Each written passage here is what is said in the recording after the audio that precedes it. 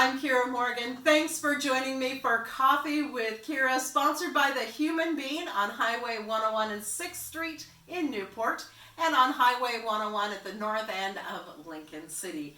And we're here today with former chief, or going to be former chief, Enyeart, just a few hours away, and new chief, Pace. So we're going to start off,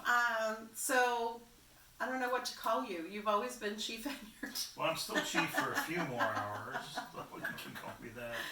So tell us a little bit about, your career is very expansive, including an extensive career with the armed forces as well as police service. Yes, I've spent 20 years here with the Toledo Police Department, and I was also in the Oregon National Guard in the Army, and I spent 37 years with that. I retired in 2015 from that job, mainly to work full-time with this job for that. So. And tell us a little bit about, you really rose through the ranks and were one of the top generals, is that right? I was Major General, and my last job was the wartime chief of staff in Korea. So I did that for the last 3 years. I deployed to Afghanistan a couple times. I deployed to Bosnia. So I've had my share of deployments and getting around. So did you only work for your police service? Was it only here in Toledo, or did you have some other police service elsewhere? Mm-hmm. I started off in the Army, the regular Army, as an MP, and I did that for about 4 years. And then got out of the Army and then went into, started doing some security work, and at the same time I was getting my college degree. And then eventually ended up over here in 1999. And you've enjoyed it ever since, right? Most of it, yes. Most of it. There was, trying times here and there, just like any other job, but most of it, yes. So tell us what it's like to be police chief of a small community like Toledo. Well, when you make sure you're paying attention. I'm taking notes. When you're in a small community, you have to rely on a lot of other different elements, other agencies, especially, and then also the citizens themselves, because you have a small department and you can't be everywhere all the time, and so you have to have neighborhood watch programs and a lot of other community policing programs to make things work. We're really good interagency wise, working with the county and Newport and Lincoln City as a group. When we have major crimes or things coming up, that we kind of pull together a task force, and we can't do it by ourselves. We have to bring others in to do it. And you've worked very collaboratively with the other police agencies, as you mentioned, in Lincoln County, and that's kind of unique, isn't it? Well, it is, but it isn't. Small towns do it all over the place. All over Oregon, the small towns, they have to do it together. They can't do it by themselves. There's not enough people, not enough money for that. The community itself, has to work together because you have a police department, but you only have so many eyes, and so the community has to work to take back their neighborhood, or make sure their neighborhood is what it needs to be. So you are a big advocate, of course, of neighborhood watch programs? Yes, I am. Neighborhood watch programs, crime prevention programs. So we do a national night out every year in August, and that's where we bring the community together and talk about crime prevention. It's where the community can come together and they can see their police department, their fire department, their public works, all the things that we have that we can use, and they're able to see us in a different light instead of us working on things. We also do a safety town, and that's kind of a jump start for summer. It's where we set up a small town and we teach kids, the safety aspects of bike riding and walking, and we've got a lot of trains and things like that. So we try to bring the train in, the small train in, and we do the crossing of the train and things like that. And that's so important. And again, a great way to get the community involved, keep parents involved, and getting children involved in seeing you guys, so that there's no fear involved when they see a police officer, right? Right. I started off as a school resource officer. Oh. And so I think that's a very important aspect of having in your community. Right now, we don't have a school resource officer, but the county does and is covering the schools at this point in time. But I think it's a very important position to have within the department. That the kids can see you on a regular basis, and not see you like, oh yeah, last time I saw you, you were wrestling my dad at home, and it was like, okay, yeah. So we see them in a different light then at that time. It's also a great way to give that intervention. You can kind of have your eyes on things if something's going wrong, right? Right. Yeah. It's the kids start to trust you more and more, and they'll come to you with issues and problems, and that they normally wouldn't go to anybody else. And that's really important because kids really need a mentor and somebody that they can trust.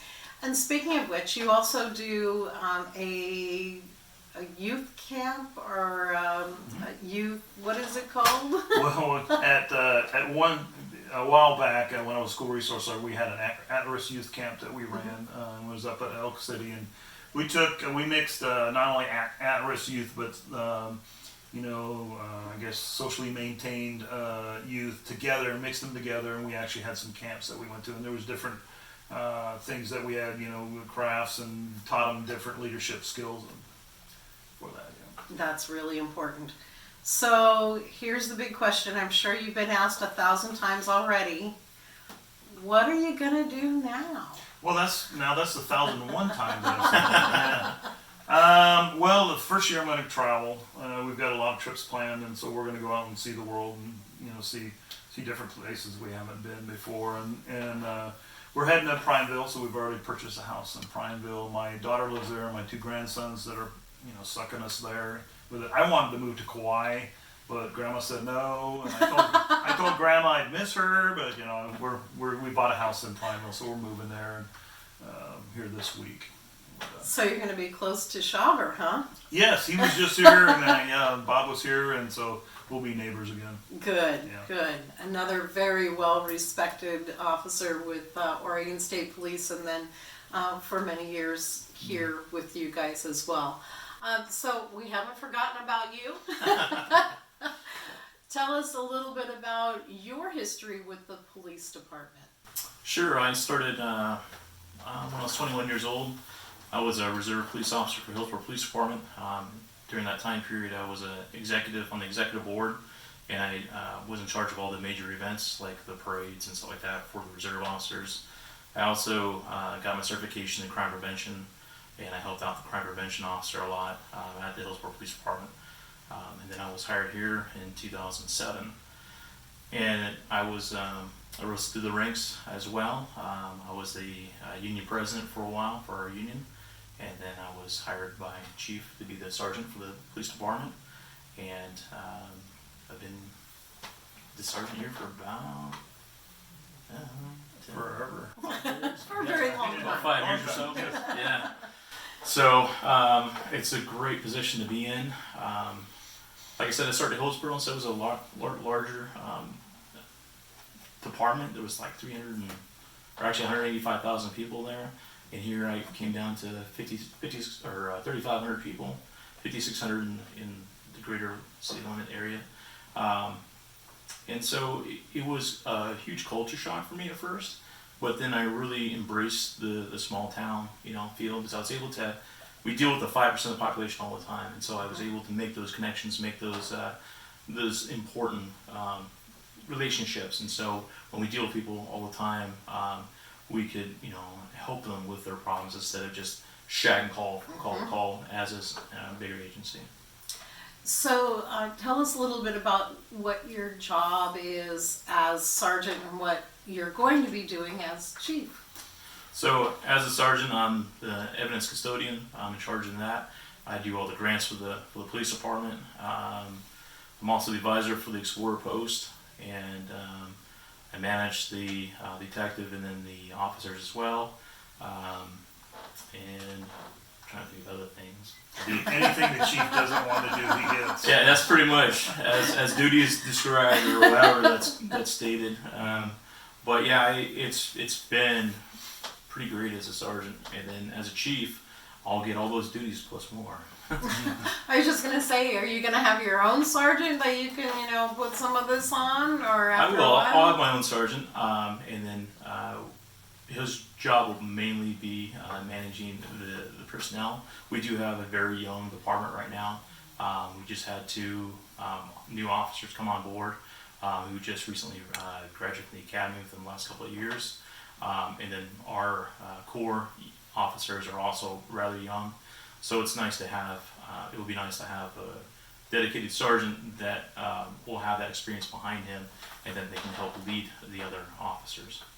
Is it difficult, and can be for either of you, is it difficult to keep police officers in a small town? Do they use this as kind of a launching pad?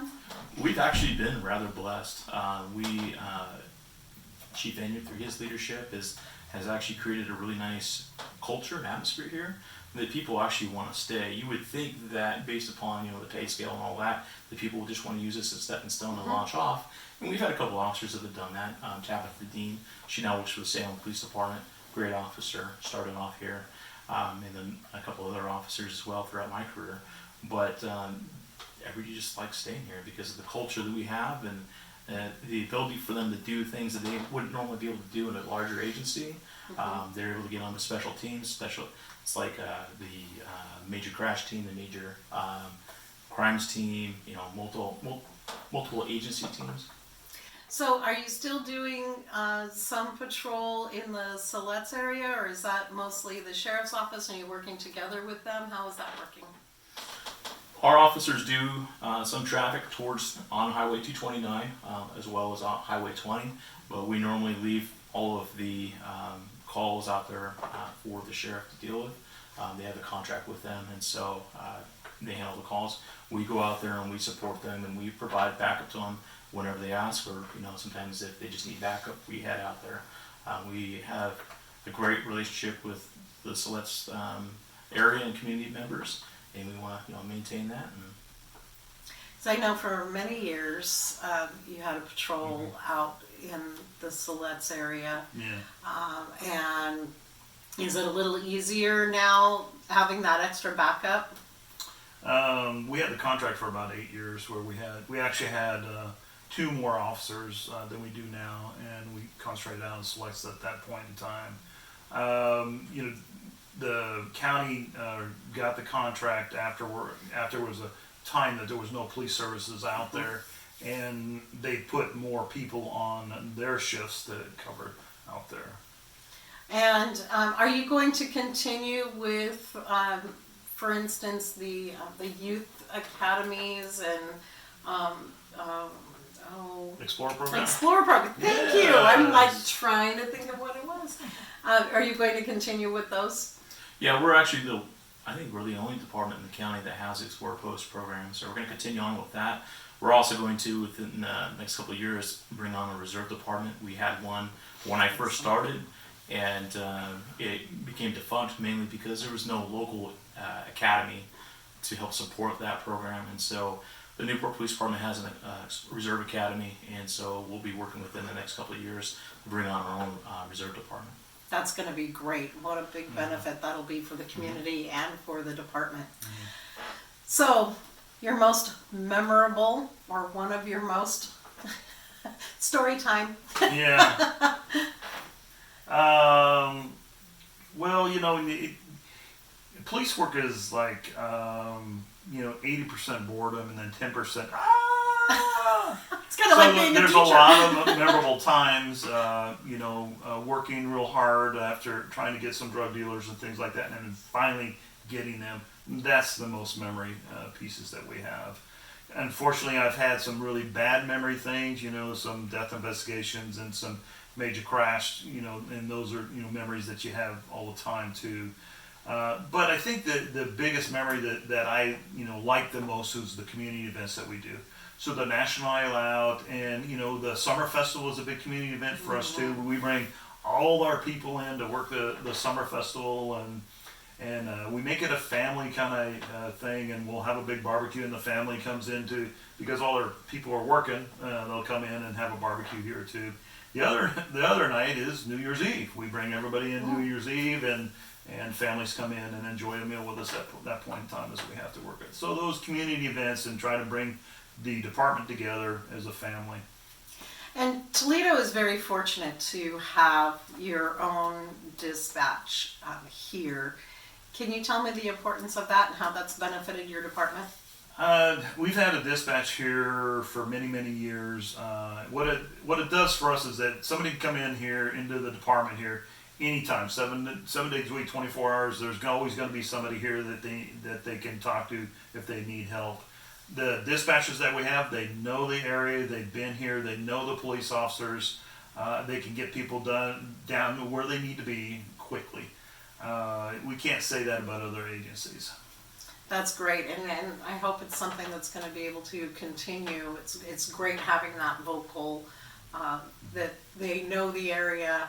When you call, they know where you're talking about, because a lot of times we don't know. I don't look at the mileposts when I'm driving. It's like, yeah, around the corner, kind of by Fruitvale, or over by the Dairy Queen. We give locations, and it's good you guys know. Oh, yep, we know exactly where that's at. So what's your most memorable? I would have to kind of go with the chief on this. My most memorable is when everybody comes together as a team and deals with the problem. We've had a couple instances where we've had like a major death or whatever, and everybody just kind of works together. We're a department where normally one or two, at the most two officers would be working together at a time, but on major instances like Summerfest or New Year's Eve, we'll have everybody working, and then it's nice to just work together as a team on these things. And it's nice to work with all the dispatchers too, as a whole team atmosphere. And to me, that just shows, the investment everybody has in the department. Because, like I said, everybody normally works by themselves. So when everybody works as a unit, it's awesome. And you're going to continue, I presume, in working with the state and National Traffic Highways Safety Administration. Hopefully I got that correct. Mm-hmm. We're so used to initials. And doing programs like safety belt check and distracted driving, drunk driving, speed enforcement, things like that. Absolutely. We usually get about 5 grants a year: seatbelt, distracted driving, speed, DUI, and then our pedestrian safety enforcement. We've applied for those grants every year, and every year we've been getting them. It's great. It allows the officers to go out there and do enhanced patrols in those areas. And we've got a lot of positive reception back with the pedestrian safety enforcement as well. So we've applied for them this next year, and I'm probably on par to get them again.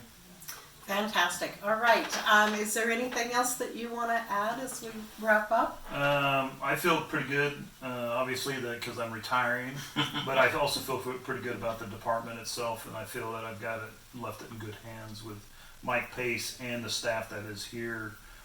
They're very supportive in the move and the transition, so I'm pretty excited about that. Not only on the police side of things, but on the fire side of things, Larry Robeson's going to be a new fire chief. So we're going to have 2 new chiefs. All right, and anything that you want to add, welcome aboard. We're so glad to have you. Congratulations on your promotion. I just want to add that, Chief left behind a great legacy. He developed a citywide camera system, body cameras for the officers, a lot of different things that this department is still reaping benefits from. And so I'm excited to see where this department goes to in the future. I got some plans, and I'll be calling him every once in a while, bugging him, texting him, hey, where'd you put this at?